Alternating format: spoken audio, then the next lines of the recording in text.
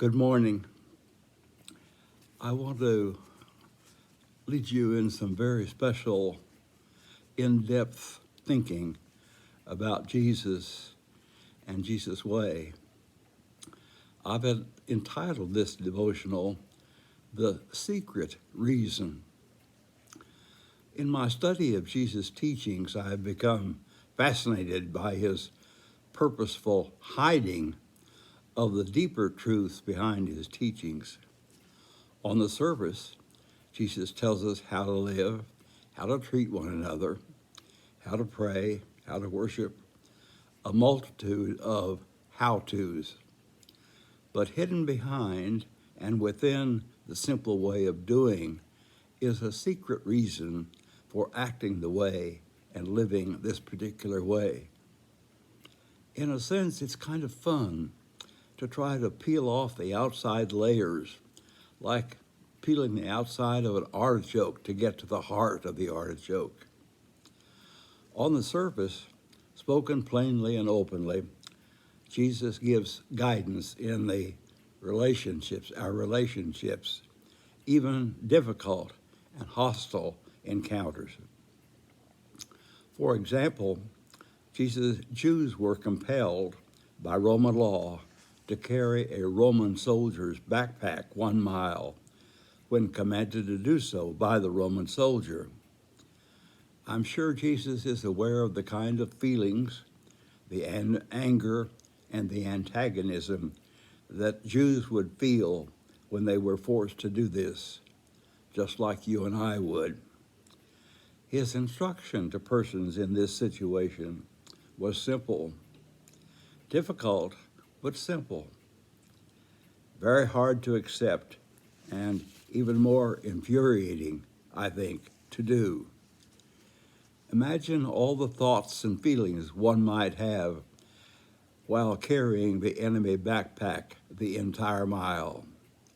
Each step an opportunity to have increased anger and antagonism and feelings of anger within you. Why would Jesus give such hard and outrageous advice to the Jews in response to the command of the Roman soldier? Well, let's peel off the outer layers, if you will, and look for the secret reason why Jesus gives this as a way of living with an enemy. Put simply, what Jesus is inviting us to do is don't give your power away to another person by allowing the way that you are treated to be the way that you will treat them.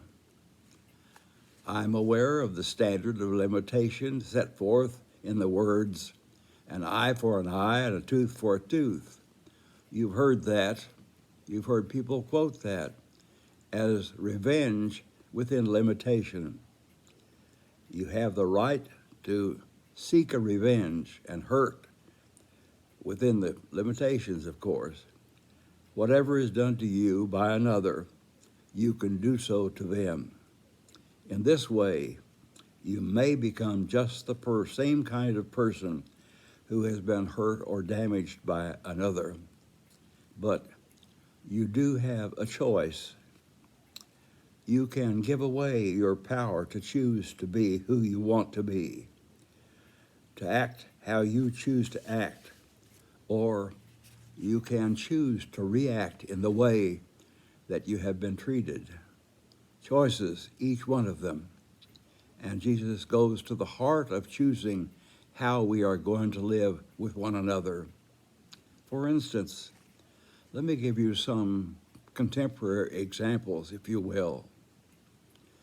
If you're going to talk to me that way, then that's the way I'm going to talk to you. If you're going to yell at me all the time, then I'm going to yell at you all the time. If you're not going to forgive me, then I'm not going to forgive you when I've hurt you. If you're going to be unfaithful in this relationship, then I'm going to be unfaithful in this relationship. If you're not going to listen to me, I'm not going to listen to you. The list really is endless, isn't it? The way that you are treated can determine the way that you're going to treat the other person. But you will determine the kind of person that you're going to be by your own decision. So, what do we do? How do we react? We decide, and I say this very intentionally, we decide and choose to be the kind of person that we are going to be in spite of the way that we have been treated. The answer I offer to you is this: you are not responsible for how the other person treats you, but you are responsible for how you treat the other person.